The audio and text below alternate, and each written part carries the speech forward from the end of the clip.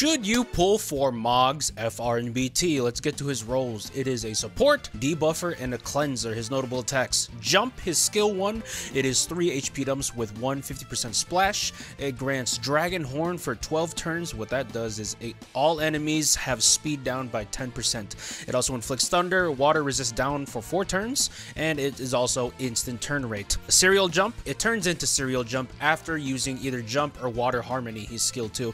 It also increases Brave by 20% of the HP damage dealt with it. Water Harmony, his skill 2, it is 3 split HP dumps. It inflicts Thunder, water resist down for 4 turns, and it also grants his buff Water Harmony for 8 turns. What it does is it's a water enchant for him, and it also gives the party both Brave and HP regeneration for 10% of their max. It also lowers all enemies' speed down by 10%. It also gives him a follow-up attack, but we'll get to what that does later on.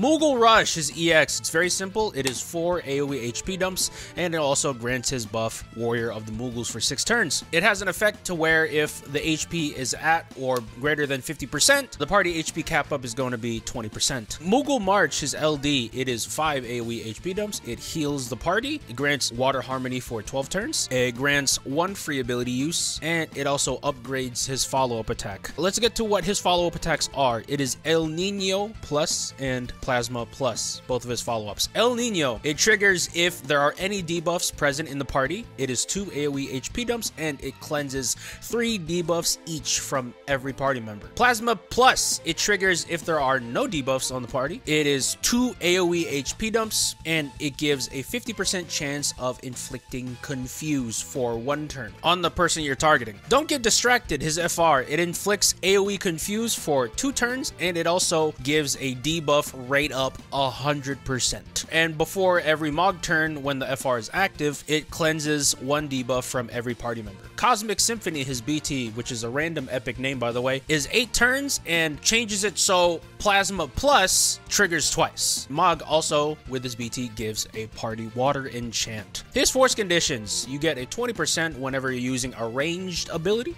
20% when you're acting without a debuff, and a final 30% when you're attacking an enemy with a cannot act debuff. So this can be silencing, this can be confusion, which what Mog does. It can also be paralysis. Let's get to Mog's pros. He is the strongest support unit right now. He does the most amount of damage. The only support unit that comes relatively close to him is Garnet. But even if you're accounting her off-turn damage, Mog, with his amazing follow-ups, still does more. Mog is also one of the best cleansers in the game. The great thing is you don't have to sacrifice power at all with his cleansing because all of it is passive. You don't need to waste an LD whenever you need to cleanse, or you don't need to waste a turn using a cleansing ability. You can just let Mog act like normal. He's going to be cleansing as his follow-up. It's a very fun mechanic that he has that I don't see anyone else having, really.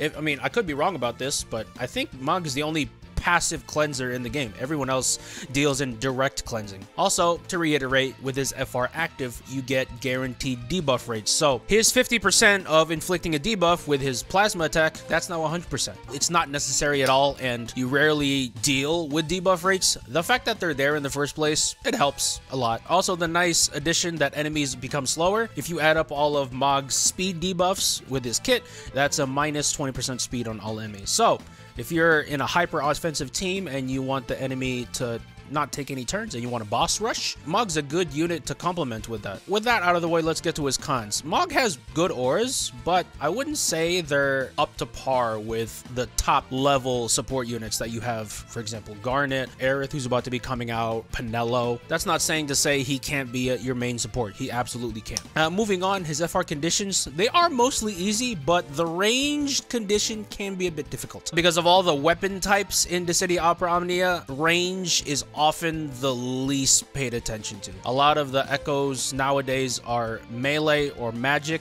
almost exclusively between those two. Of course, you have others. Even if you're looking outside of echoes, just FR units in general don't have a whole plethora of ranged units you can use. You have Kayn, you have Jessie. Kayn still works, but with Jessie, is a bit power crept in my opinion. However, not to fear, there are future ranged units that are going to be coming up soon, and they're very good in my opinion. You have Aranea, broken. Oh my god, she's broken.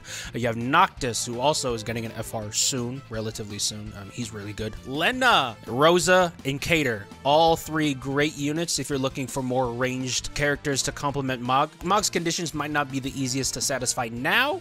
Once those units start rolling in that can complement Mog, he gets better. And lastly, I have to reiterate, he is a very offensive support. He has nothing for defense, and he has no direct healing besides using his LD. And again, you can't really spam LD like you could in Lufenia era. While he does have HP regen, it is by no means a complete substitute for direct healing. So if the enemy has a sort of HP poison and you still want to meet that HP threshold, you're gonna have to find someone else to heal for you, because Mog, his HP regen is not gonna do it. My should you pull rating for Mog is an A+.